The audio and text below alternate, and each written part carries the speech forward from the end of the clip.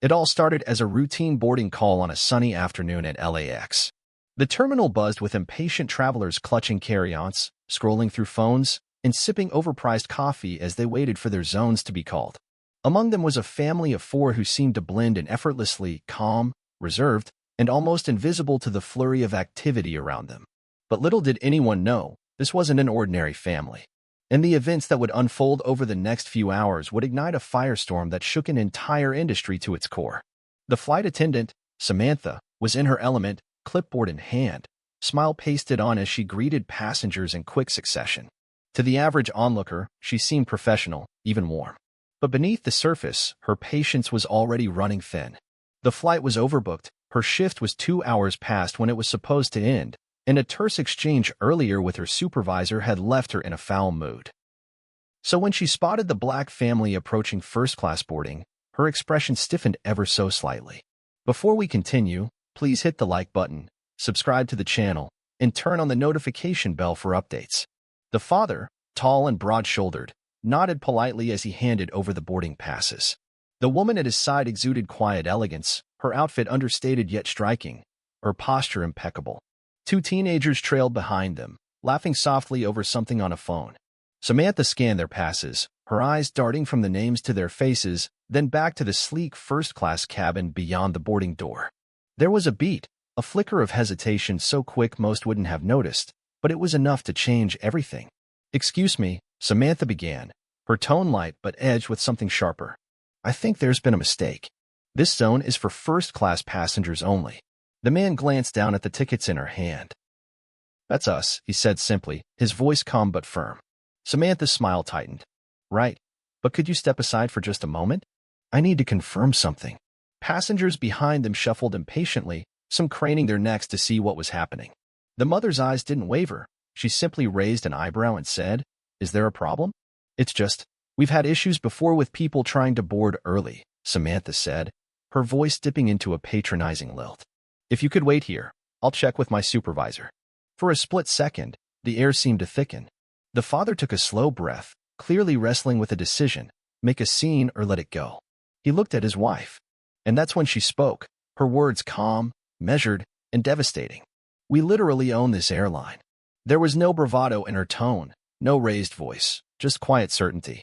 Samantha blinked, thrown off for a moment before forcing a laugh. "Oh, sure. And I'm Beyoncé." She rolled her eyes dramatically and gestured for the family to step aside. The kids exchanged glances, their faces flickering with embarrassment and anger. The father clenched his jaw but said nothing. The mother's expression didn't change. "You're making a mistake," she said, her voice still level but carrying an undertone that seemed to cut through the noise of the terminal.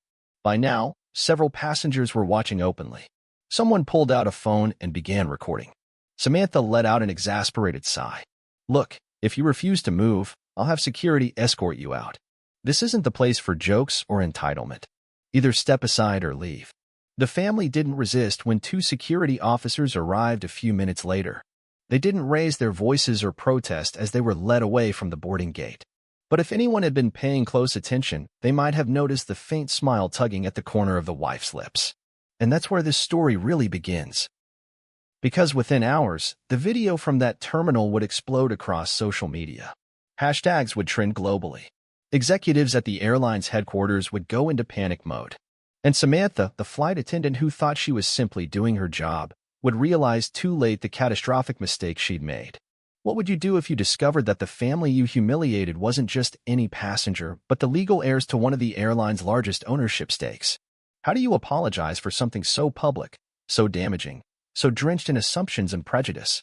As the world would soon find out, Samantha would try, she would try, but the response she got from Denzel Washington's wife would be colder, sharper, and more viral than any apology video ever could be. And in the end, it all came down to one brutal sentence. But we're getting ahead of ourselves. Let's go back to where it all started and unpack how a single moment of arrogance spiraled into a global lesson about power, privilege, and accountability. The sun had barely begun to dip below the horizon, casting a golden glow across Los Angeles International Airport. Inside Terminal 5, the energy was electric. Travelers bustled through security checkpoints, rolling sleek suitcases and clutching passports as announcements crackled over the intercom. It was just another busy evening at one of the world's largest airports, except for one family, whose journey was about to become anything but ordinary. They moved as a unit, effortlessly graceful, yet understated enough not to draw immediate attention. The father, tall with a quiet strength, wore a baseball cap pulled low over his brow and a simple black hoodie that seemed to swallow him whole. He exuded the sort of presence that made strangers instinctively step aside without realizing why. Beside him, his wife carried herself with an air of poise that bordered on regal. Her tailored coat and neatly tied scarf suggested wealth, but her calm smile hinted at humility. Their two teenage children followed close behind, lost in their own world of shared earbuds and inside jokes, oblivious to the tension beginning to stir. On any other day, this would have been just another flight. But from the moment they entered the gate area, subtle cues betrayed that things weren't quite right. A few passengers glanced at them with curiosity, some with admiration, others with the faintest trace of suspicion. Perhaps it was because of the father's broad shoulders or the mother's unshakable composure. Or maybe it was something deeper, a bias so ingrained it whispered doubt into even the most mundane situations. Samantha, the flight attendant, spotted them from across the room as she organized her boarding checklist. She was tired. Her feet ached from a double shift, her patience worn thin by a screaming toddler 2 gates over, and her nerves frayed from a curt exchange earlier with her supervisor. The smile she wore now was practiced, professional, and only slightly forced. She watched the family approach and felt a pang of irritation she couldn't quite explain. There was no reason for her to assume anything. Their tickets were in order. Their behavior was impeccable. But a quiet voice in the back of her mind, a voice she had long since stopped questioning, suggested that something about them didn't fit. Maybe it was the father's casual attire or the kids' laughter that felt a little too loud for her liking. Whatever it was, she didn't recognize it as prejudice. To her, it was simply intuition. As the family reached the boarding queue, Samantha plastered on her customer service smile. "Good evening," she said, scanning their passes. "Good evening," the father replied, his voice low and polite. Samantha's eyes darted between their names on the screen and their faces. For a brief moment, she hesitated. The mother noticed it immediately. "Is there a problem?" she asked, her tone calm but edged with just enough steel to make Samantha blink. "Oh, no," Samantha stammered. "It's just, are you sure these are your seats? This zone is for first-class passengers only." The father raised an eyebrow, holding back a sigh. He had been here before, not at this exact gate, not with this exact attendant, but in this exact situation more times than he cared to count. "That's correct," he said evenly. "We are first-class passengers." Samantha's smile faltered. She glanced over their clothing again. In her mind, something didn't add up. Why would they be flying first class? "Could you step aside for a moment while I verify?" she said, her voice syrupy sweet but undercut with suspicion. The children shifted uncomfortably. The mother's eyes didn't leave Samantha's face. "Why would you need to verify?" she asked softly. "Is there an issue with our tickets?" "It's just standard procedure," Samantha lied. The father's jaw tightened. He didn't want to make a scene. He never wanted to make a scene. Passengers behind them began to murmur. Some craned their necks to watch, others pulled out their phones. This wasn't the first time the family had felt the sting of judgment, but there was something about this particular moment, this particular humiliation, that felt different. "Ma'am," the father said, his voice dropping an octave. "If there's a problem, I suggest you call your supervisor. Otherwise, we'd like to board now." Samantha bristled. To her, his calmness read as arrogance. She straightened her posture and gestured toward the side. "Please step out of line until I can confirm. We have other passengers to board." The mother's lips parted slightly, as if in disbelief. Then she took a deep breath, her expression softening into something almost pitying. "You're making a mistake," she said quietly. Samantha let out a sharp laugh. "Oh, and why's that?" "Because," the woman said, her voice even, "we literally own this airline." For a beat, the terminal went silent. Even the children stopped fidgeting. Samantha's eyes widened, then narrowed as she processed the statement. "Oh, sure," she said finally, her tone dripping with sarcasm. "And I'm Beyoncé." The mother didn't flinch. At that moment, a ripple of discomfort passed through the line. Someone gasped softly. Another passenger muttered, "Wait, are they serious?" But before anything else could happen, Samantha waved over airport security. "I need this family escorted out," she said briskly. They're refusing to comply. The father's hands curled into fists, but he forced himself to stay still. This isn't worth it, he murmured to his wife. She nodded once, her face a mask of calm. As the family gathered their belongings and followed the officers out of the terminal, Samantha felt a fleeting sense of triumph. But she had no idea her entire world was about to collapse. By the time the family's plane landed at its destination, videos of the incident would already be making their way across social media. Comment sections would ignite with outrage. Hashtags would trend worldwide. And Samantha would wake up the next morning to find her name, and her face, splashed across headlines she never imagined. This wasn't just a misunderstanding. This was about to become a reckoning. The moments after Denzel's family was escorted out of the gate area felt surreal. The airport noise seemed to fade for them, replaced by a heavy silence that only the four of them could hear. The father's jaw remained set, his hands tightening around the handle of his carry-on. His son and daughter trailed behind, their once playful banter now replaced with tense, unspoken questions. "Dad, are we seriously just letting her do this?" his teenage son asked in a hushed voice. He didn't answer. Not yet. His wife walked beside him, her stride steady, her face an impenetrable mask. She didn't look upset, but he knew her too well. That calm expression was her armor. Underneath it, she was raging. They were escorted to a quiet corner of the terminal, near a row of empty chairs where the fluorescent lights flickered slightly overhead. The security officer, an older man with a thick mustache, cleared his throat awkwardly. "I'm sorry about this, folks," he said, not meeting their eyes.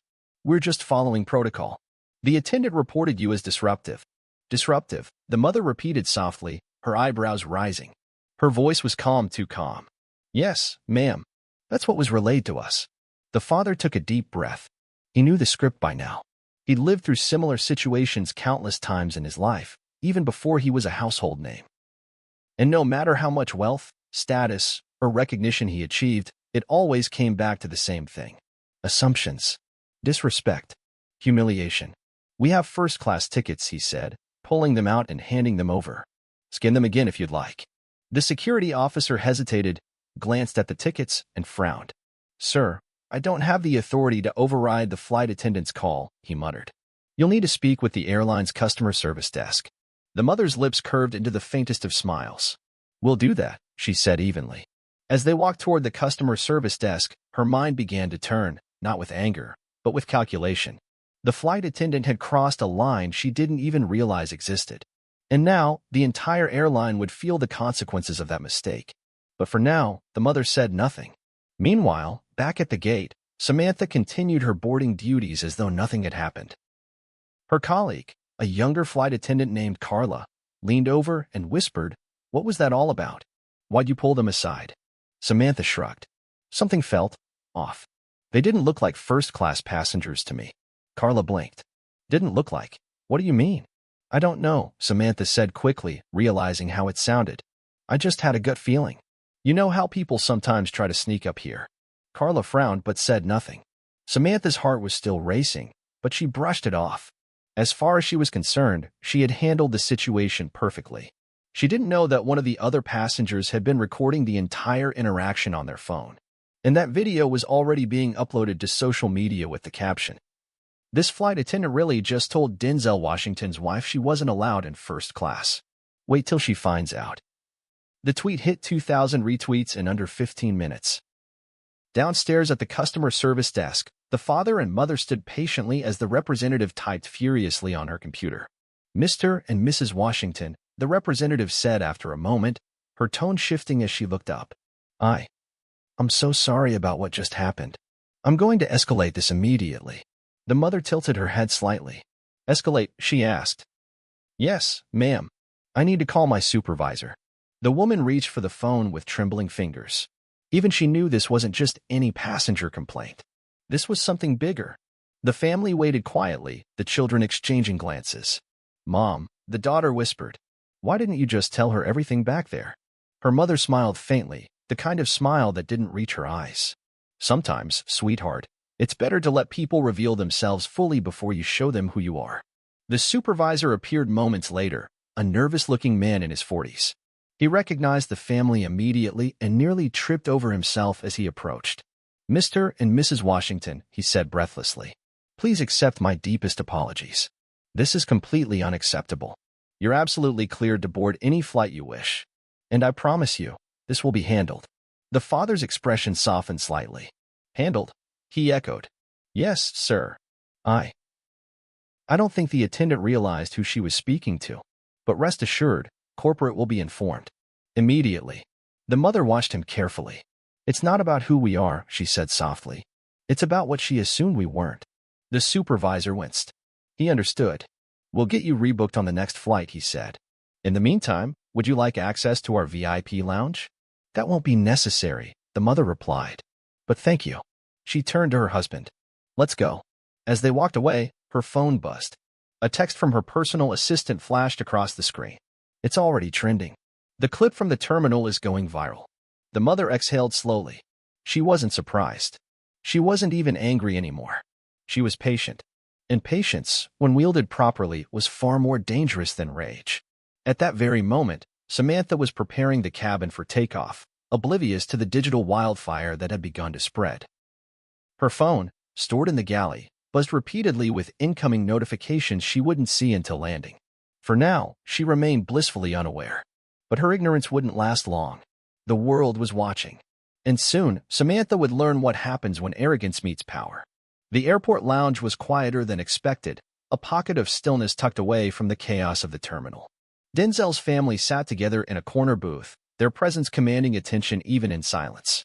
The children scrolled through their phones, their faces tight with emotion. The son's jaw worked as if he wanted to say something but couldn't find the words. The daughter leaned against her mother, her expression a mix of confusion and hurt. Denzel sat slightly forward, his elbows resting on his knees, staring at a fixed point in the distance. His wife, however, looked unbothered. She sipped her tea with the same serene elegance she had displayed at the gate. To an outsider, she might have appeared detached, but Denzel knew better. He could see the storm brewing behind her calm eyes. He reached over and touched her hand gently. "Babe, you okay?" She smiled faintly and placed her other hand over his. "I'm fine.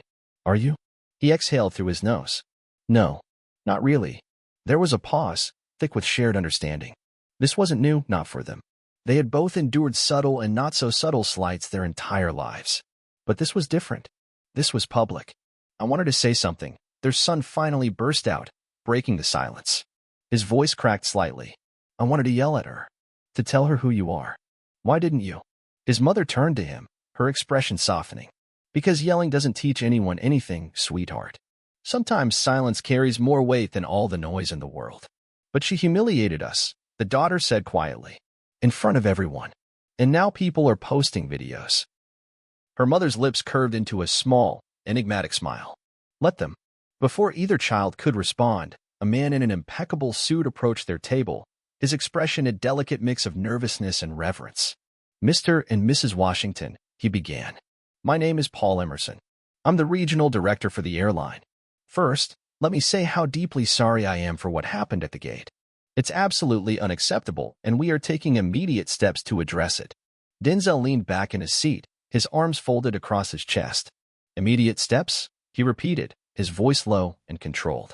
"Yes, sir," Emerson replied quickly. "The attendant in question has already been removed from duty pending investigation.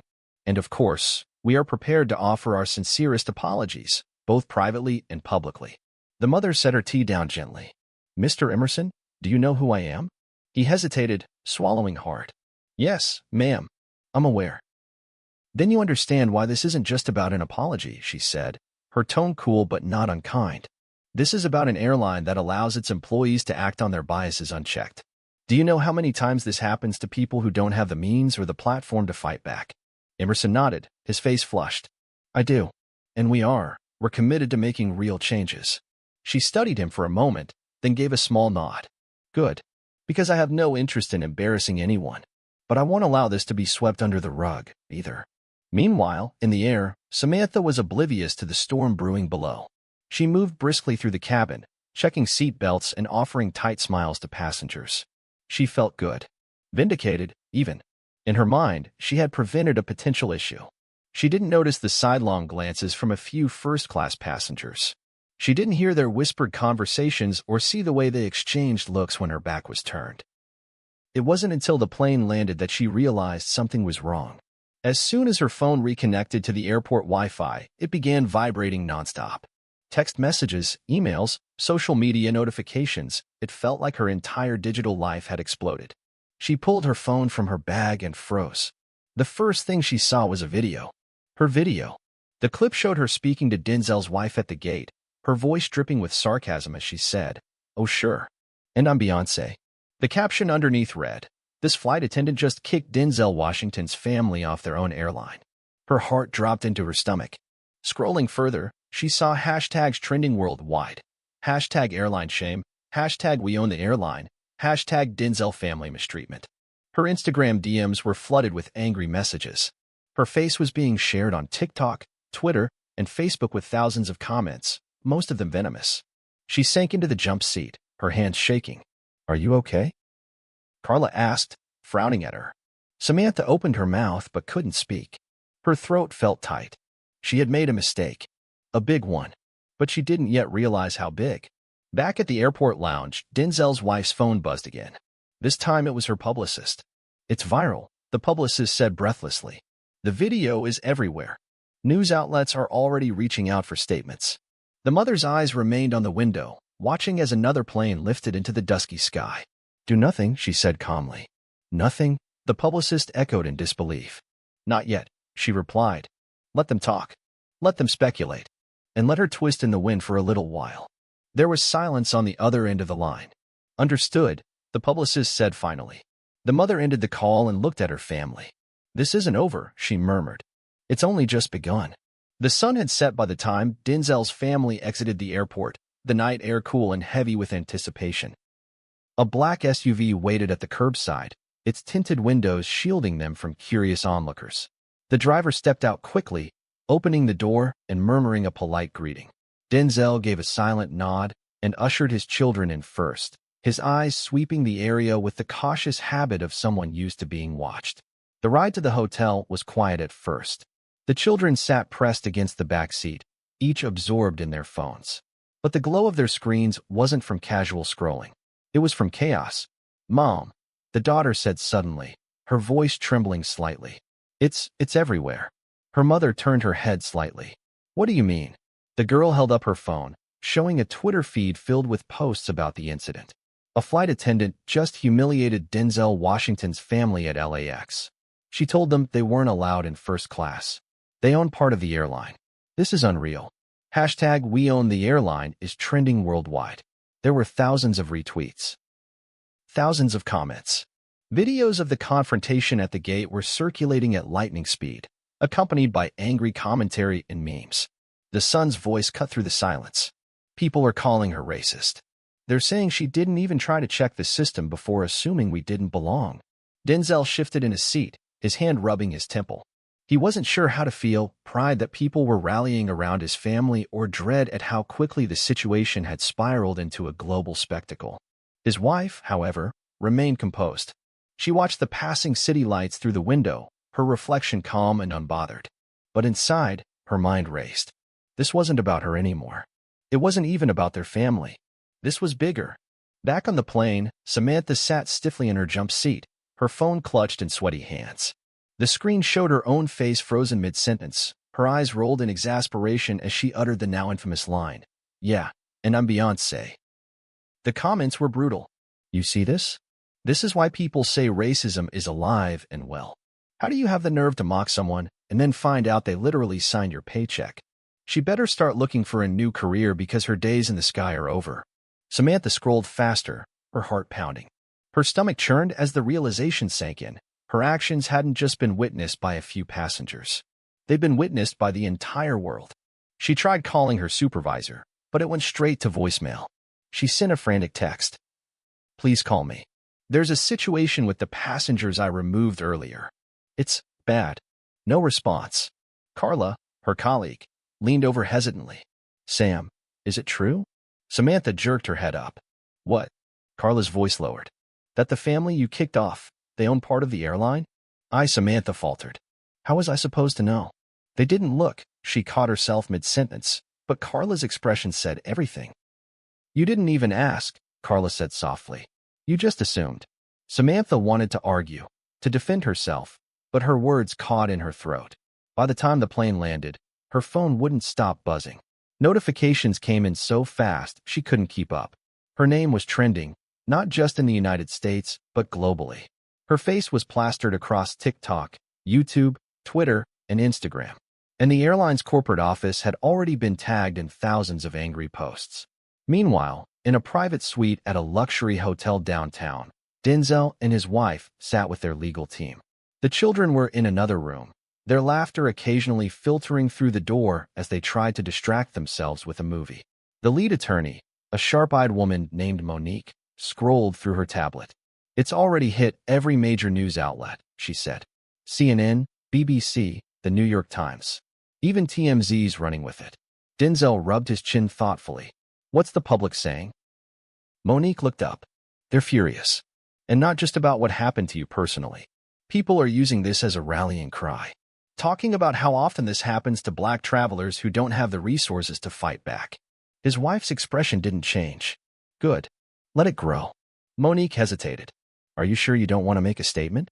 Even something brief, just to calm the frenzy?" "No," the wife said firmly. "This isn't about calming anything. Not yet." Denzel glanced at her. "You're planning something." She gave him a small smile. "I'm waiting." There's power in silence. At the airline's headquarters, the CEO stormed into a late-night emergency meeting. Executives sat around a long mahogany table, their faces pale and tight with worry. "Who authorized this flight attendant to remove one of our largest shareholders and her family from a flight?" the CEO demanded. No one spoke. "Do you realize the PR nightmare we're in?" he continued. "The board is already on my back. Sponsors are calling. And if we don't get ahead of this, we're going to lose millions in stock value by morning." One executive cleared his throat nervously. "Should we issue an apology?" "Not should," the CEO snapped. "We will. And that flight attendant is finished. Effective immediately." The room fell silent again. Back in her hotel room, Samantha's world was collapsing. Her phone rang, and she snatched it up. "Hello." It was her supervisor. His voice was cold, clipped. "Samantha, corporate is terminating your contract. Effective immediately. Security will escort you from the crew quarters when you return." Her stomach dropped. "Wait, no, please. It was a misunderstanding. I didn't know who they were." "That's the problem," he said sharply. "You didn't even try to know." The line went dead. Samantha dropped the phone onto the bed and buried her face in her hands. The tears came hot and fast. As the clock struck midnight, Denzel's wife scrolled through her phone. The flight attendant's tearful apology video had just gone live. Samantha sat on the floor of her small apartment, her eyes red and swollen as she spoke directly into the camera. "I just want to say how deeply sorry I am for what happened," Samantha sniffled. "It was never my intention to disrespect anyone. It was a misunderstanding, and I'm heartbroken that my actions have hurt so many people. Please, I'm begging for forgiveness." The video had been up for only 30 minutes, but the comments were already brutal. "You're only crying because you got caught." She wasn't heartbroken when she mocked them at the gate. "Apologize to all the people you profiled who didn't own an airline." Denzel's wife watched in silence. Then she opened her own social media account and typed one sentence. "You only regret it because we had the power to expose you." She hit post. Within minutes, her words were everywhere. And Samantha's apology was dead in the water. The next morning, the world woke up to a firestorm. News anchors spoke in urgent tones as the story dominated headlines. Social media feeds overflowed with hashtags like #WeOwnTheAirline, #DenzelFamilyMistreatment, and #AccountabilityInTheSkies. From celebrities to everyday travelers, people were weighing in on what had happened at Gate 32B of Los Angeles International Airport. In a sleek glass skyscraper in downtown Los Angeles, the corporate headquarters of the airline was in chaos. Executives in tailored suits paced back and forth across the boardroom, voices raised as they argued over damage control strategies. "Do you realize how bad this looks?" one VP said, slamming her fist on the polished mahogany table. "The family we humiliated doesn't just own stock. They're part of the controlling interest in this company. She's literally on the shareholder registry." Another executive rubbed his temples. "This isn't just bad PR. This could trigger a boardroom coup if we don't handle it properly. We can't afford for this to turn into a lawsuit." The CEO, a tall man with silver hair and a perpetually furrowed brow, sat at the head of the table with his arms folded. His jaw was tight as he listened to the bickering. "Enough," he said finally, his voice low but sharp enough to cut through the noise. "This isn't about whether we issue an apology. That decision has already been made. What we need to figure out is how to survive this." All eyes turned to him. "She hasn't made a public statement yet," the CEO continued. "That means she's watching, waiting. The longer she stays silent, the more power she has over the narrative, and the more dangerous this becomes for us." "Should we reach out directly?" another executive asked. "Not yet," the CEO said. "We'll send a formal letter first. Then, if she doesn't respond, we escalate to a private meeting." "Sir," the VP interjected hesitantly, "what if she doesn't want to meet? What if she's already decided to take legal action?" The CEO didn't answer. He already knew the truth. This wasn't about a lawsuit. This was about leverage. And right now, the Washington family held all of it. Across town, in the Washington suite at the luxury hotel, the atmosphere was markedly calmer. Denzel stood near the window, his phone pressed to his ear as he spoke with a trusted friend in the entertainment industry. His wife sat at the table with her laptop open, scanning emails and news reports with measured precision. Their son and daughter lingered nearby, still processing the whirlwind of events. "Mom," the son said cautiously, "people keep asking if we're going to sue. Are we?"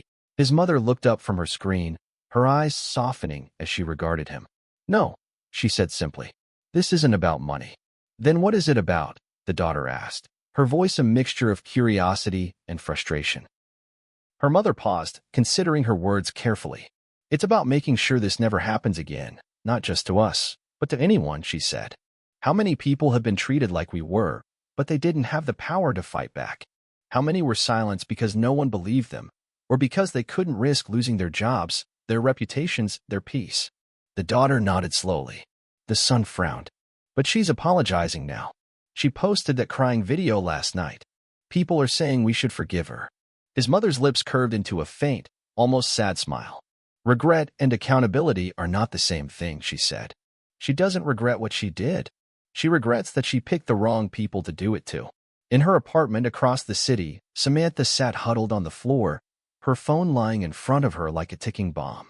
The apology video she had posted barely 12 hours earlier had been viewed over 20 million times. But the comment section was a wasteland of anger and derision. "You're only sorry because they had the power to call you out. Would you have cried if this was just a regular black family you humiliated? Your tears are too late." The words felt like knives, each one cutting deeper than the last. Her hands trembled as she scrolled further. She had lost her job. Her reputation was in ruins. And now strangers online were doxing her, sharing her personal information for the world to see. She had tried to do damage control. She had filmed the video in her living room at 3 a.m., her mascara smudged and her voice cracking as she begged for forgiveness. But nothing worked. And then came the final blow. On Instagram, Denzel's wife had posted a single sentence. "You only regret it because we had the power to expose you." The comment had gone viral instantly, shared by celebrities, activists, and influencers worldwide. It had more anger,